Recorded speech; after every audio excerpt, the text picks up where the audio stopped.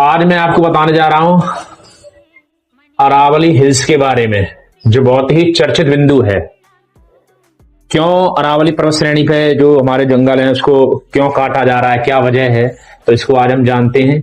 अरावली पर्वत श्रेणी जो है बहुत ही प्राचीन पर्वत श्रेणी है, प्राचीन पर्वत श्रेणी है, जो कि अपशिष्ट पर्वत श्रेणी है। अपशिष्ट पर्वत हम इसको क्यों कह रहे हैं? क्योंकि इसका जो क्षरण है हवा से, पानी के माध्यम से इसका क्षरण हो चुका है। और यह पर्वत श्रेणी प्री कैम्ब्रियन युग की चट्टान है। प्री कैम्ब्रियन युग की पर्वत श्रेणी है।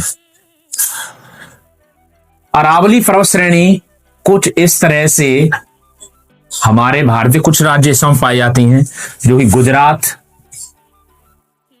राजस्थान, हरियाणा से लेकर दिल्ली में कहां तक, जो हमारे राष्ट्रपति जो भवन बना रायसीना हिल्स, यहां तक जो फैली हुई है अरावली पर्वत श्रेणी। इस अरावली पर्वत श्रेणी पूरी हमारे राज्य में कुल लंबाई 692 किलोमीटर, और इसका कम से कम अधिक से अधिक हिस्सा इसका राजस्थान में आता है, लगभग 550 किलोमीटर। इसलिए राजस्थान में यहां पर लोग कुछ ज्यादा इसका मुद्दा उठा रहे हैं कि इस पर्वत श्रेणी को नुकसान ना पहुंचाया जाए। तो सुप्रीम कोर्ट में नवंबर के महीने में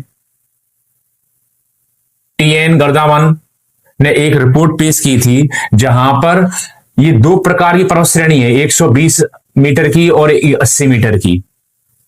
तो यहां पर यह बताया गया था कि जो पर्वत श्रेणी 100 मीटर से कम की है वो अरावली पर्वत श्रेणी नहीं मानी जाएगी। पहला केस तो ये था।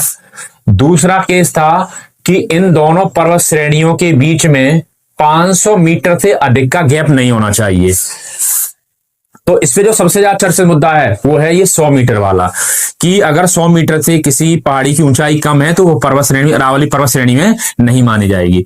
तो इसके लिए मैं गवर्नमेंट से अपील करता हूं कि इसको किसी ना किसी तरह से इस पर प्रतिबंध लगाना चाहिए अरावली पर्वत श्रेणी पर। अगर अरावली पर्वत श्रेणी का अगर अवक्षेपण होता है तो इसकी वजह से जो इसके पीछे जो हमारा पास थार का रेगिस्तान है, अगर क्योंकि थार का रेगिस्तान है तो ये अगर हट जाएगा यहां से तो इसकी नुकसान हमें बहुत ज्यादा उठाने पड़ेंगे, क्योंकि यहां से जो गर्म हवाएं चलेंगी और मिट्टी से भरी हुई हवाएं चलेंगी, तो ये भी जो हमारा उत्तर भारत का नॉर्थ रीजन है वो भी रेगिस्तान में तब्दील हो जाएगा। इसलिए मैं गवर्नमेंट से, सुप्रीम हाई कोर्ट से यही अपील करता हूं कि इस पर प्रतिबंध लगाया जाए।